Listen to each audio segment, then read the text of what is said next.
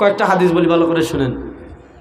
আল্লাহ নবী সাল্লাল্লাহু আলাইহি ওয়াসাল্লাম কবর সংক্রান্ত একটা নির্দেশনা দিয়েছেন, লা তাজআলু কবরি ঈদা, তার কবরকে, রওজা মুবারককে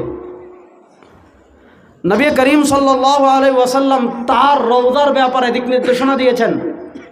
কি দিক নির্দেশনা? লা তাজআলু কবরি ঈদা,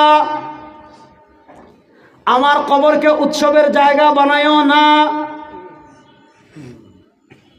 তার কবরের ক্ষেত্রে বলতেছেন লা তাজআলু কবরি, লা তাজআলু বানায়ও না, কবরি আমার কবরকে ঈদা উৎসবের জায়গা।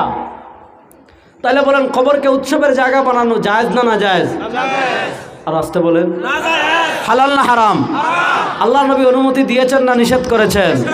এখন যে আপনি সারা রাত ব্যাপী গান বাজনা করেন, আল্লাহ নবী অনুমতি দিয়েছেন না নিষেধ করেছেন? আজকে কতভাবে আমরা শরিয়া লঙ্ঘন করি শুনেন।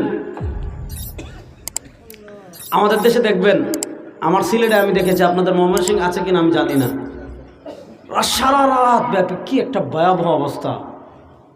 মাইক লাগাবে, বাউল শিল্পীদেরকে আনবে, অমুক পীর সাহেবের উরুস শরীফ উপলক্ষে সারা রাত ব্যাপী গান বাজনা করবে। দেখেন, আমি আপনাদেরকে একটা কথা বলি, মাসালা বলেন তো, বাজনা হালাল না হারাম? শুনেন, এখানে তারা আপনাদেরকে ধোকা দেয় কিভাবে আমি বুঝাই। তারা বলবে বাজনা হারাম, কোরআন থেকে দেখান।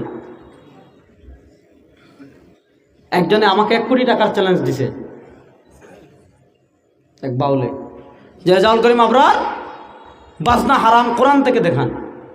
আচ্ছা বলেন, হালাল হারাম খালি কোরআন দিয়ে প্রমাণ হয় না, হাদিস দিয়েও হয়? আচ্ছা আপনারা বলেন, কুত্তার গু খাওয়া হালাল না হারাম? বড় আসতে বললেন দেখি, কুত্তার গু খাওয়া হালাল না হারাম? যে বলবে বাজনা হারাম, কোরআন থেকে দেখান, তার একটা কাজ করবেন, তার কাছে কুত্তার গু নিয়ে যাবেন, নিয়ে বলবেন এটা খাইতে হবে। বলে কেন খাইবেন? বলে এটা হারাম, কোরআন থেকে দেখান। শুয়োরের গু নিবেন, শুয়োরের মুত নিবেন যদি পান কোথাও।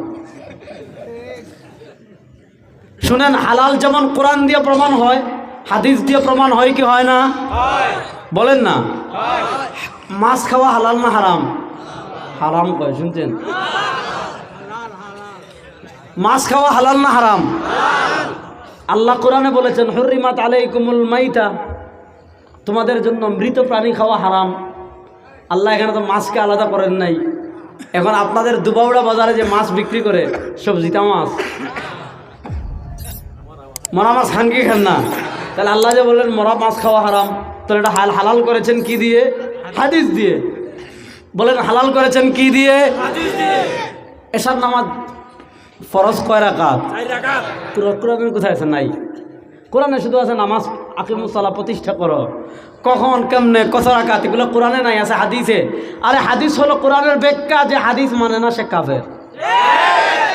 বলেন যে হাদিস মানে না সে কাফের।